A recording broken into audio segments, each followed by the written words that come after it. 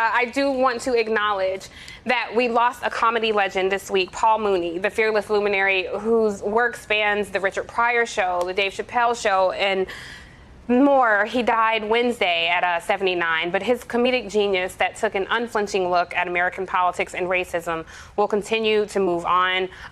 Dean, you're the resident comedian on the panel. I have to say, he was Richard Pryor's, behind the scenes guy. His work on the Dave Chappelle Show introduced him to a younger crowd, and his character Negrodamus, I loved forever. But your thoughts on Paul Mooney? People say about Paul Mooney, other people told jokes, Paul Mooney told the truth.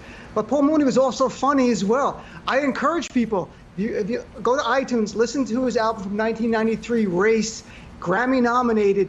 It resonates today. He talks about white sensitivity, which we call now white fragility.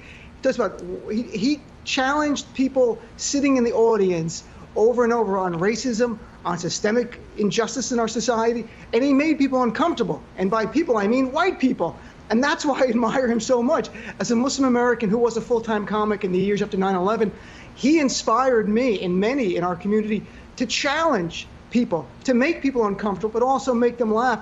He has a great joke about double standards on that album about thank God Paul Revere was white, because if he was black, they would have shot him and claimed it was a stolen horse. We wouldn't even have a country right now. Two things about white fragility in terms of white people will laugh at Mexicans and black people jokes, but if you tell a joke at white people, it's like they get all tense. And nothing in his act was like ahead of its time, so to speak. Just that there weren't a lot of black faces in the media to tell that story. Today, thankfully, Tiffany, you, Joy Reid, Jonathan, and others, the story is being told, but it's been going on for decades, the injustices.